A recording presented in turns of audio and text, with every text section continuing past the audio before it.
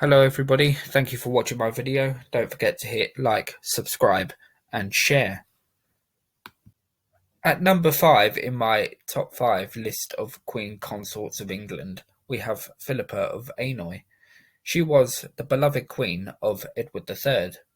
Almost from their very first meeting, Edward and Philippa were extremely fond of each other, and over time the people of England would also become extremely attached to Philippa, as she earned a reputation of a kindly and loving woman.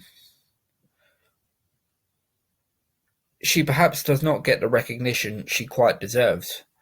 When she died in 1369, Edward III had been sole ruler of England for nearly 40 years.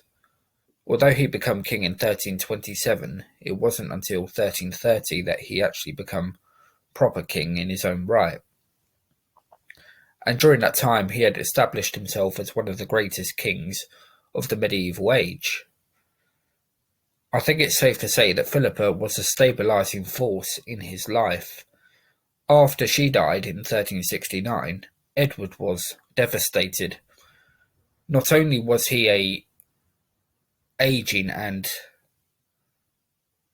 frail old man now, but he was now very vulnerable without the queen that had supported him for so long.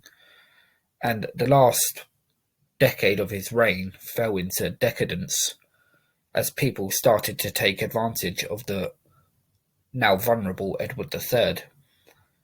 Philippa's role in the mighty reign of Edward III should not be underestimated, and she deserves great credit for her time as Queen Consort of England. At number 4 we have Catherine of Aragon. Ordinarily I try not to touch too much on the Tudors, because I feel they get more than enough limelight.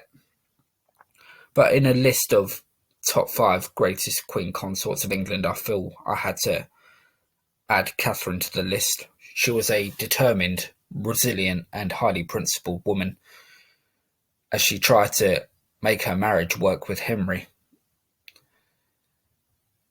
Her resilience in the face of unbelievable pressure from Henry was nothing short of remarkable, really, and her ending in relative isolation and obscurity is a sad one, but she has certainly earned her place in history, and she deserves a lot of admiration for her conduct as Queen Consort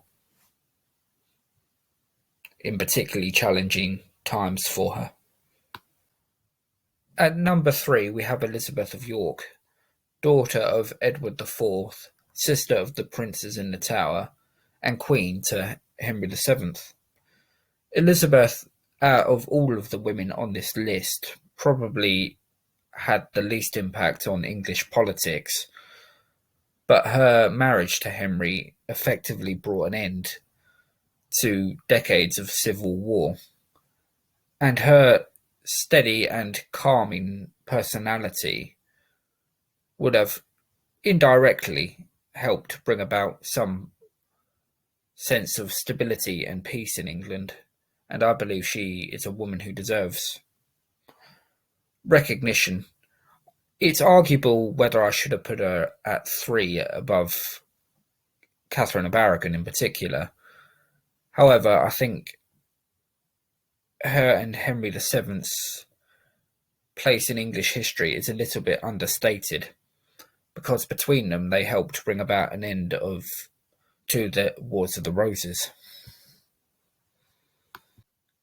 At number 2 we have Margaret of Anjou. She was the queen of Henry VI. Henry, as a lot of people now know, was a gentle and pious man, and he treated Margaret with a great deal of respect, indeed far more than a lot of medieval kings did with their wives. Margaret must have been appreciative of this, and it was perhaps in part due to that she fought so hard to keep the throne for Henry, as he gradually became more and more fragile and his enemies began to circle.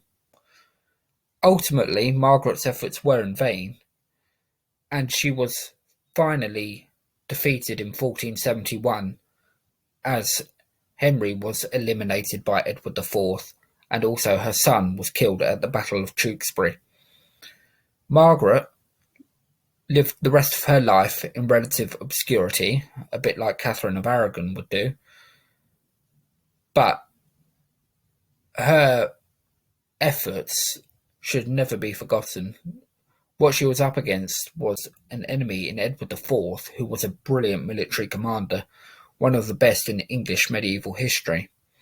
And so Margaret's efforts were always